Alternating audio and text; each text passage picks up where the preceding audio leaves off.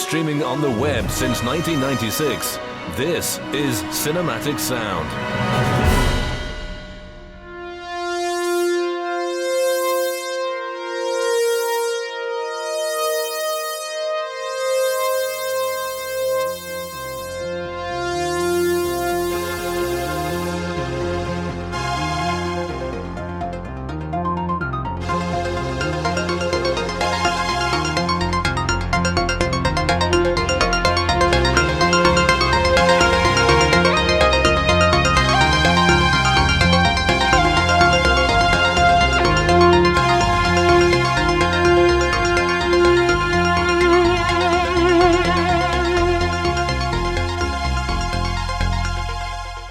Hey, this is Breaking the Waves, and I'm your host, Brandon-Shea Mutala. Thank you very much for joining me for this second part of my interview with Canadian composer Jason Cullimore. Jason Cullimore is from here in Regina, and we spoke a couple weeks ago in my basement. We just had a general one-on-one conversation, nothing too formal. It was a lot of fun, and we talked about his career as a composer. We talked about some of the projects that he's worked on, and the interview was just long enough that I wanted to divide it into two parts. So if you haven't heard the last episode of Breaking the Waves, please go back and take a listen, because in that first part of the interview, we talk a lot about where he started, how he started working with computers to create music, the different types of programs that he uses. We talked about some of our opinions on where sharing of digital media is going to be going and the future of sharing digital media, the future of digital media as a composer and creator of music. So it's a pretty interesting discussion. I hope you check it out. In this, we talk a little bit more about his music. There's a little bit less discussion, more music in this part. The first part was more discussion and less music. So this has a little bit more of his own music that he's composed from a couple of his different albums. And I really hope you check him out. You can check his website out at jasoncullimore.com. But go back, take a listen to the first part of the interview, and let's just jump right in. We'll play a little bit of music of Jason's and then jump right back into the discussion. Thank you very much for listening.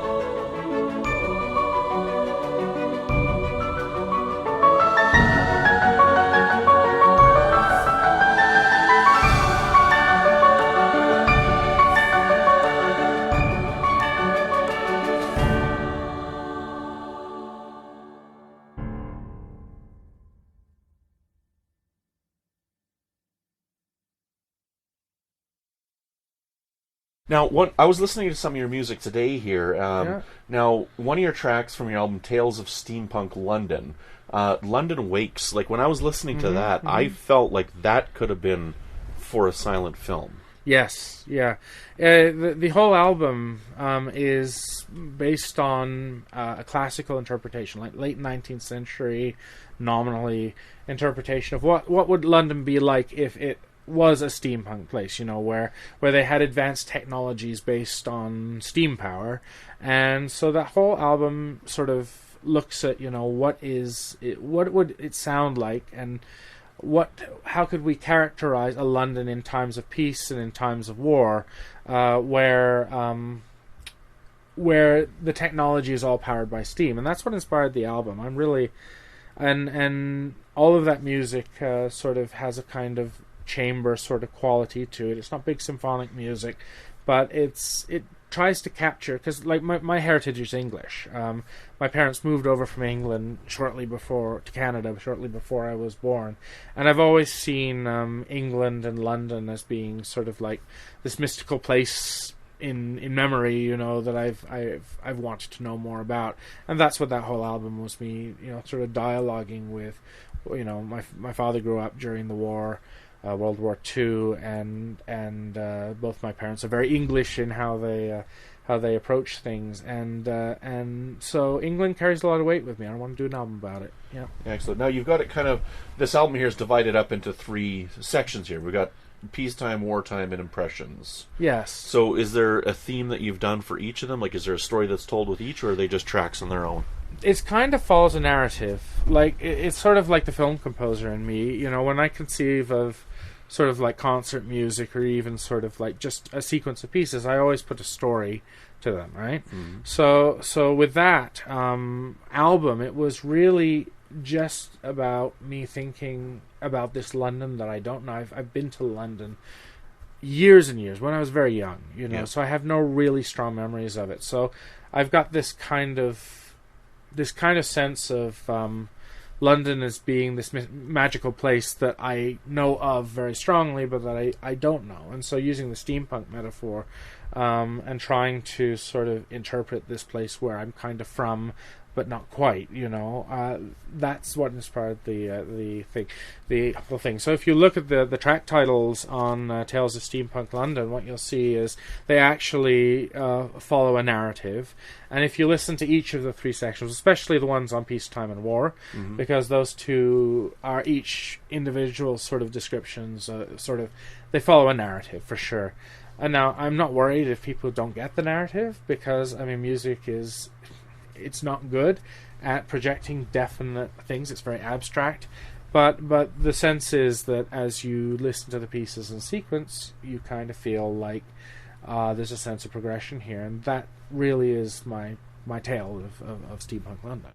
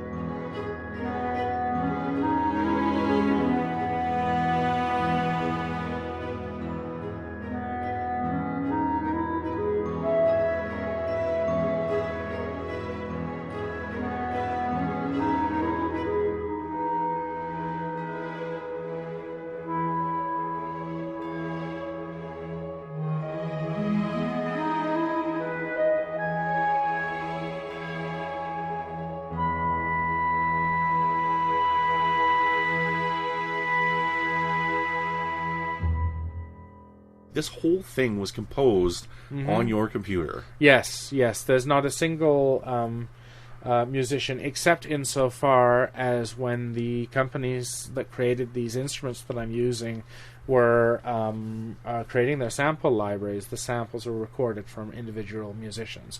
I've never met these musicians. I don't know their names. I don't even know for some of these which studio that these notes were recorded in.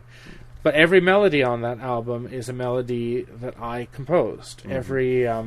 Every chord pattern was defined by me, because, like I said, they're not recording like when you do a sample library in the way I use them. They don't record a series of melodies that you just drop in. It's not, or a series of orchestral, like drum loops or orchestral loops. You're really working with it as if it was an instrument itself, where you can play any melody or any chord pattern, and you have complete freedom in that way. And that's how I use the computer.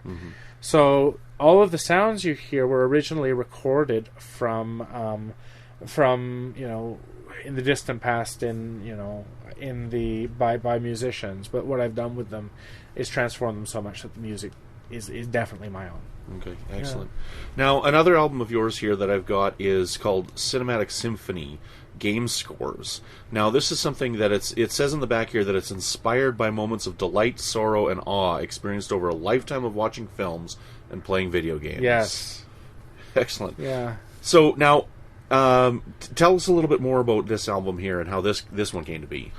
Well, I love movies and I love video games. And at the time I was writing that album, I was learning, I was getting more and more involved in composing using sample libraries, and my technique was expanding, and I wanted to do an album that reflect how I would score different scenes, typical scenes from particular video games or movies. So it's almost, and I wouldn't call it a demo kit because it's an album and it stands on its own, I think. But each one of the tracks on Cinematic Symphony and Game Scores is based on the idea of, okay, we've got a scene, it's in a film or it's in a video game, how would I support that scene with music? So each of the tracks on that album is basically an interpretation of a scene that loosely might be found in a typical, I don't like to use the word typical, but might be found in Hollywood films or video games. Yeah. Now, one of the tracks on here when I was listening to today, For Neil Armstrong. Yes. As I was listening to it, so I don't know all my instruments and stuff like this, so if I have wrong instruments, you'll have to correct me here. But in this one here, I heard the oboe sounded Thomas Newman to me, and the choir sounded Danny Elfman to me. Yes. So are these composers that inspire you? Oh, absolutely. Especially Danny Elfman. I mean, he started, one of the first film scores that I really responded to was Edward Scissorhands. Yeah. Which was by Danny Elfman, one of the early Tim Burton films. And Edward Scissorhands has a beautiful, haunting score. So that was a big influence on me. I think the film came out, you might be able to correct me, I think like late 80s, early 90s? 1990. 1990, that's okay. So seeing that film that's and one of my favorites by Tim Burton. I love that movie so much. It is wonderful. It is wonderful. And and it works partly because Danny Elfman's score is very sensitive, and the whole film is set like in this other world, this dream world, sort of like an idealized version of suburbia, right? And so Danny Elfman treats the whole score like he's scoring a dream or a lullaby, right? And so there's definitely some of that in For Neil Armstrong. I wrote that track when Neil Armstrong passed away. I was profoundly affected by that because he was the first person to actually walk on the moon, on another celestial body. And I thought, that's significant. So I wanted to mark his death, with something that was beautiful. And I would say that, what more dreamlike can you where more dreamlike can you go than walking on the moon, right? That sphere in the sky above us that most of us never reach. Well, Neil Armstrong reached it, and that's where that approach came from. Okay. Yeah.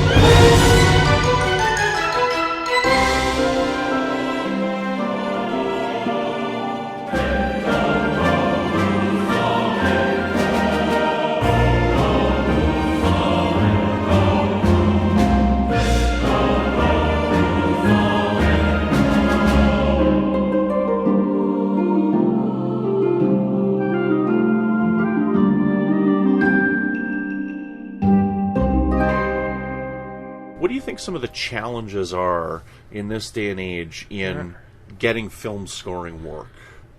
Challenges, there's a lot of people doing it, you know. The problem is, you know, there's a lot of talented film composers out there. I worry sometimes that, you know, with undercutting, you know, I mean, a good film score is worth a lot. Every film needs to, as it's produced, to go in different directions, to have things strengthened, things redirected. You know, for example, a character may be not speaking in the way the director wants. The music can fix that. If a scene is dragging a bit, the music can give it energy. So having, you know, the film composer plays a very, very important role on any film that they work on, and if they deal with it sensitively, the film will be better for it. The technology today is allowing a lot of people to gain entry into film music composition or music composition in general, and I think it's a supply and demand thing. There's a lot of people who can produce a competent score. And the worry is that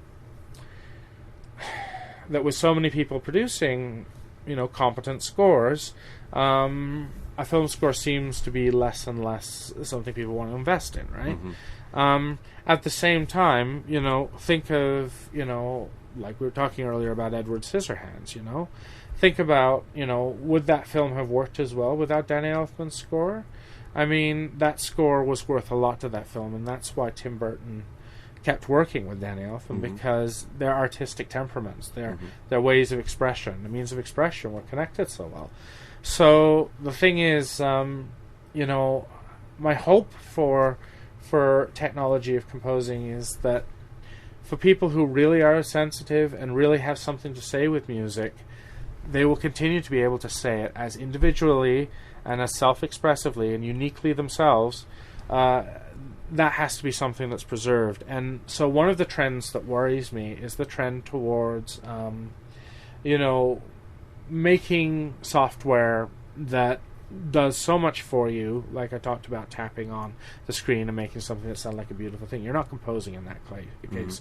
You're just interacting with a program, and the programmer has created the experience, right? Right. I don't want to see film scores go down that road. I want to see the composer continue to be recognized as a vital, intelligent, and a thoughtful, unique contributor to the process of making a film, because I think film needs music. You know, Caligari didn't have the impact when I watched it for the first time. I could tell it was great, but without any music, it was flat. And my job as the composer for this event was to take a film that was made in 1920 in an art style most people here in Regina had never seen before, and I've got to make that film speak to them. Yeah. You know, that's worth a lot, and it takes a lot. You know, and I even when I started my PhD program and first discovered some of the autonomous generative music software that was being created, I discovered that there were programs that could even emulate Bach, you know, that you could actually program it so that it would, so that the software would create music that sounded like Bach, or sound like Mozart, or the ragtime pianist Scott Joplin. This program could do all of that. There are other programs that can actually, from first principles, you know, from the bare musical elements that make up music, can construct music for symphonies. You know, modern music. I've heard a recording of one that was performed by the London Symphony Orchestra.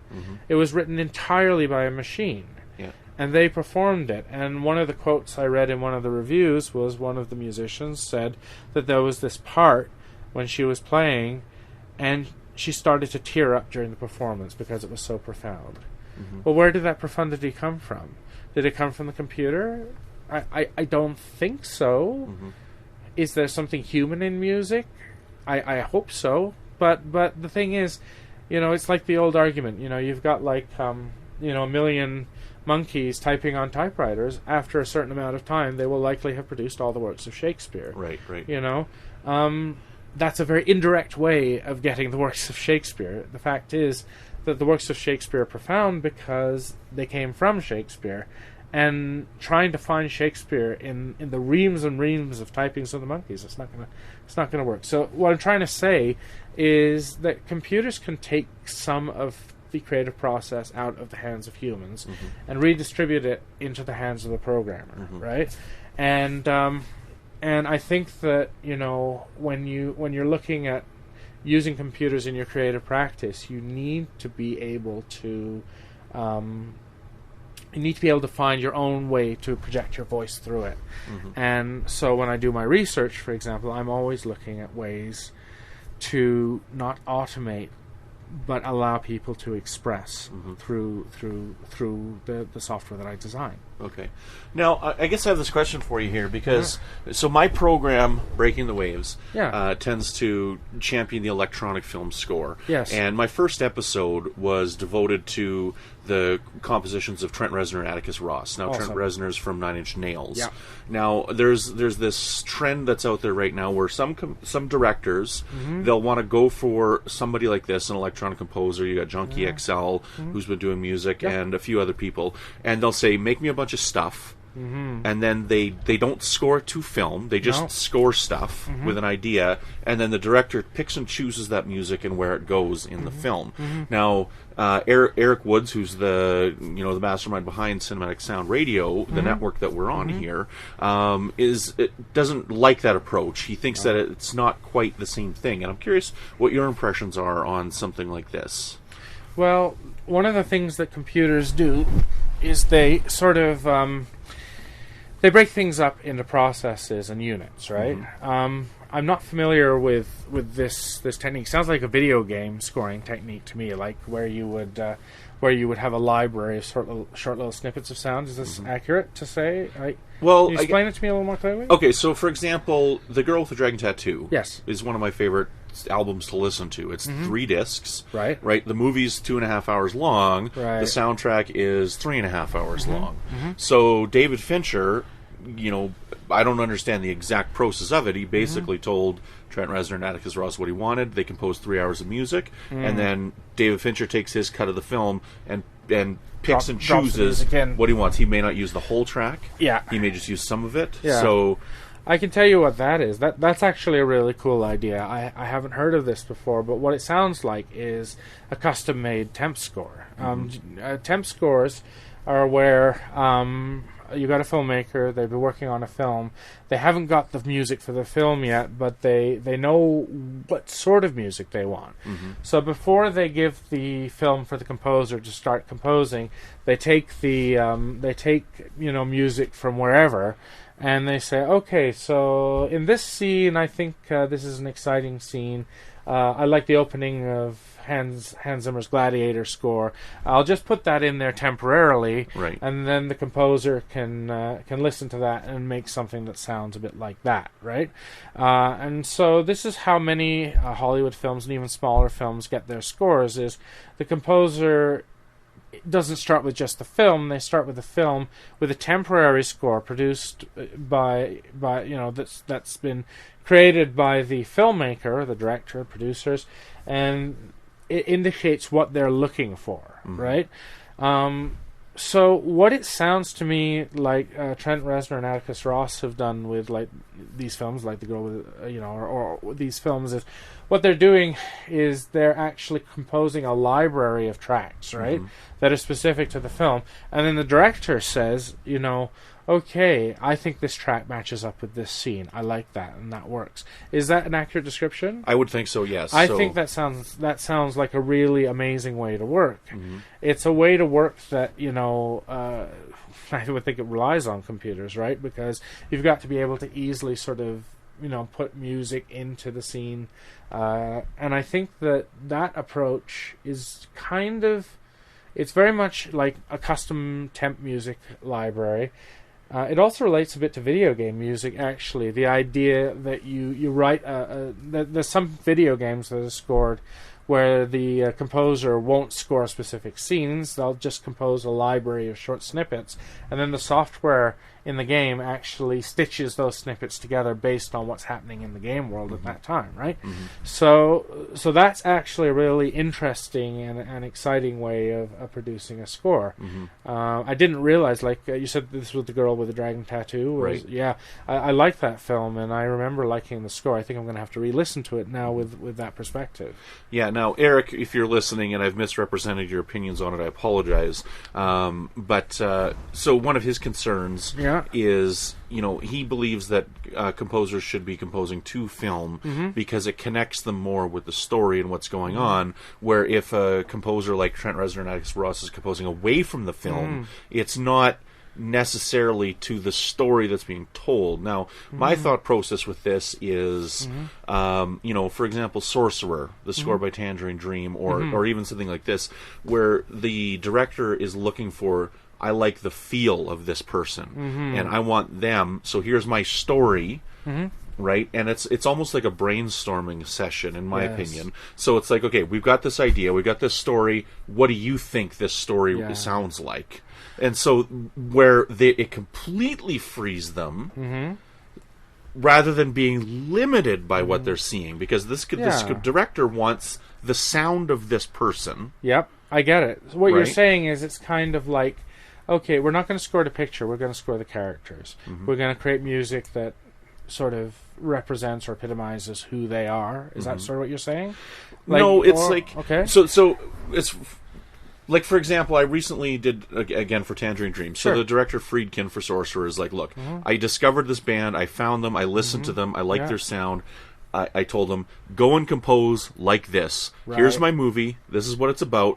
What does that sound like to you? So then they composed, 2 hours worth of music or whatever it was, and then that freed them up because they're not limited by what they're seeing. And then it was the producer's job to take from that 2-hour library of cues and lay it into the film. Okay, yeah, that's kind of, I like that idea, actually, personally. I think it's a different approach, though. I mean, I can see the value, for sure, of scoring to picture. I mean, look at John Williams. He writes stuff there's motifs and things that are so tightly synchronized to the things, like, say, the asteroid field scene.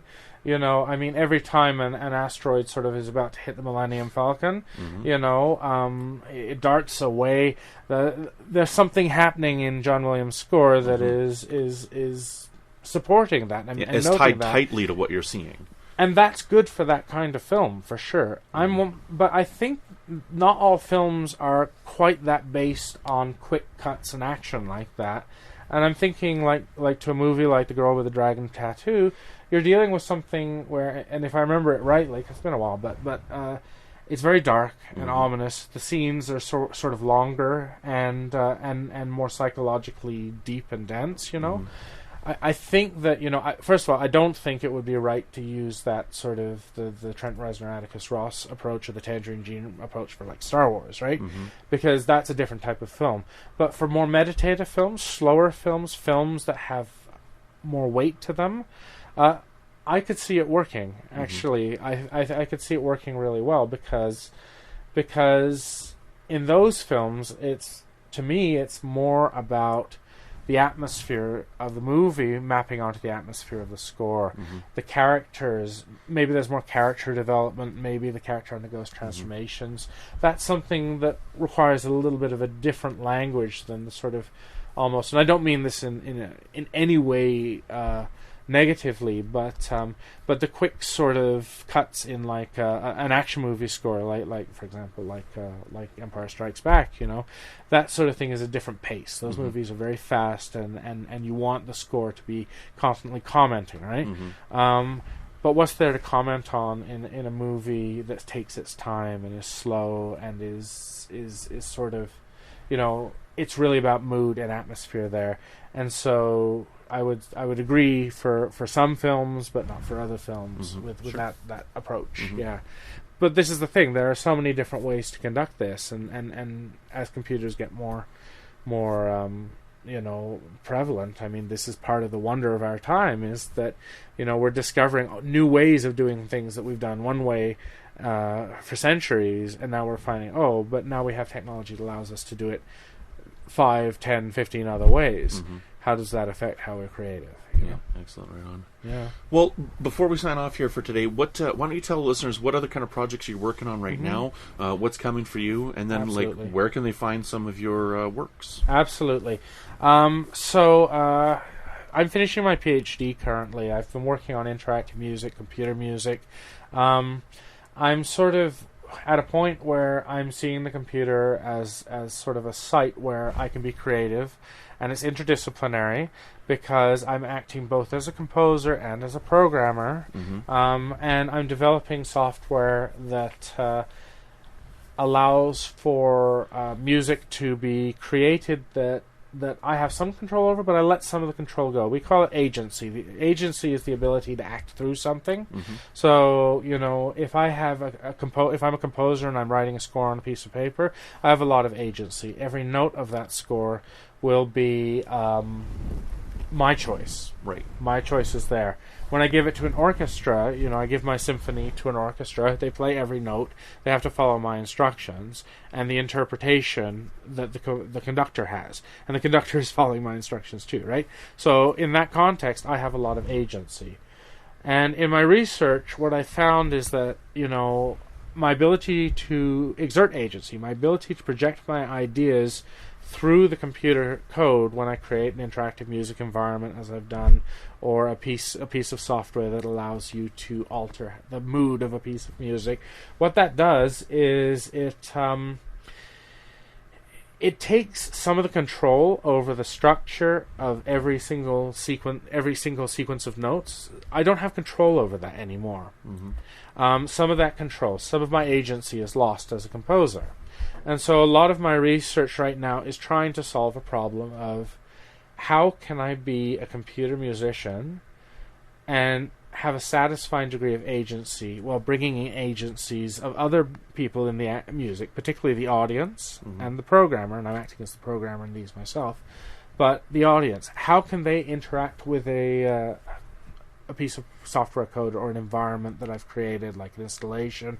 How can they interact with that and move in it and do things in that environment that affect how things change and make that something that's profound,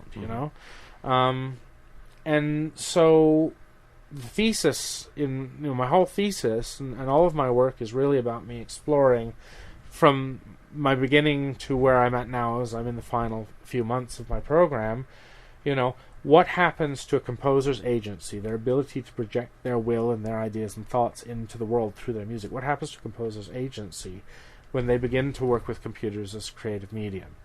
And you introduce other agencies. The ability of the programmer to influence how the music is constructed. The ability of the computer itself to potentially sense the environment around it and make things happen that the composer might not have even dreamed.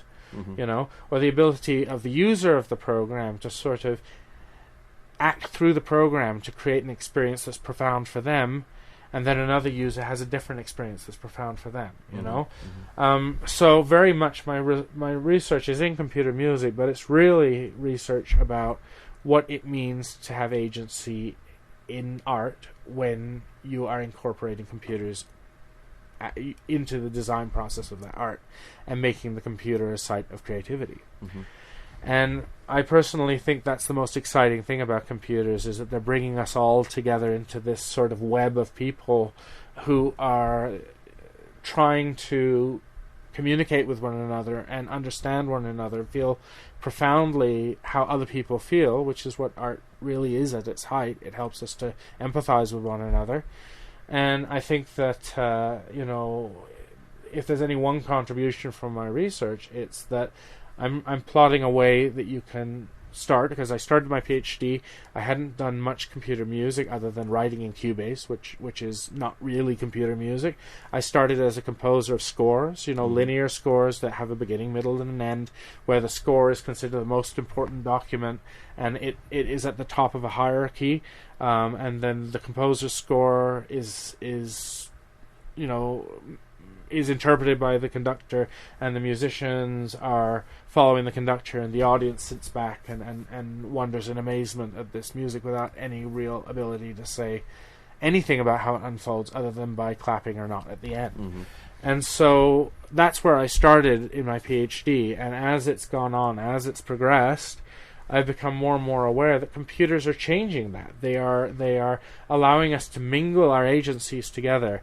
And my hope in my research is that through interacting in these musical environments and through designing them and interacting them, letting them loose in the world, I can take the traditional notion of a composer's agency as being like supreme, creating these documents which are scores that represent the height of the classical music world.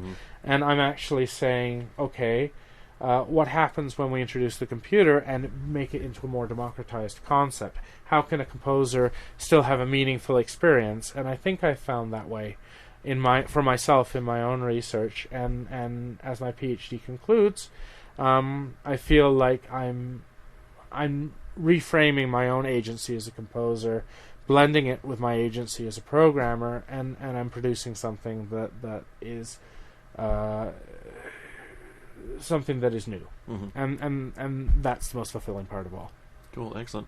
Where can people find you online, your work online? I have a SoundCloud page. Just do a search for Jason Cullimore on SoundCloud. I have a website, jasoncullimore.com.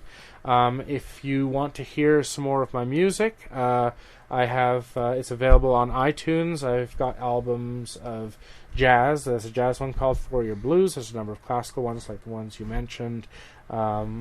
Axis and Aeola Gamer Symphony is one that was based on the classic video games that I have played all through my youth, and I wrote an orchestral album about it. But just do a search on iTunes. There's electronica. I've never felt constrained to one style, so do a search for Jason Cullimore on iTunes or any of your music services. See what pops up, and I hope you enjoy it. Excellent. Thank you so much for taking the time to sit down with me tonight. I really appreciate it. It's been a great conversation. Thank you so much.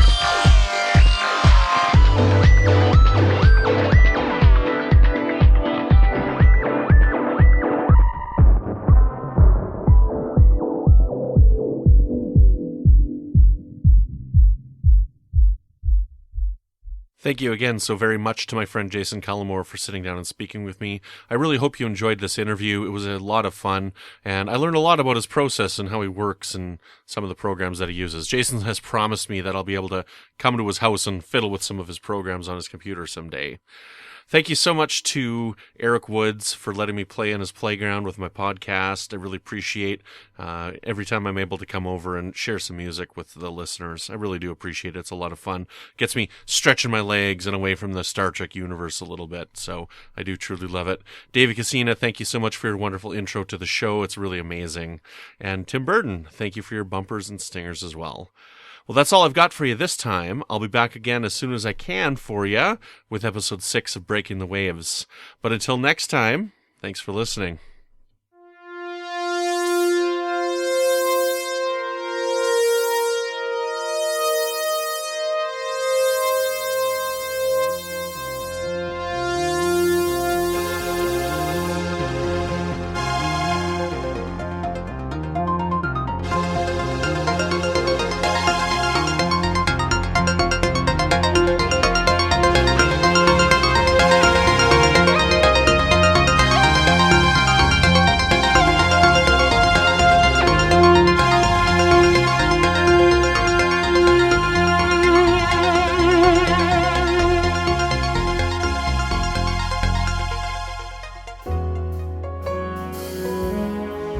Thank you for listening to Cinematic Sound Radio. If you have any questions, comments, or concerns, please email us at cinematicsound@yahoo.com. Don't forget to check us out at Cinematic Sound Radio at cinematicsound.net on the web, CinSound Radio on Twitter, and Cinematic Sound on Facebook. And if you listen to us on iTunes, why don't you take a moment right now and rate the show and write a brief review. All reviews help us get noticed on iTunes.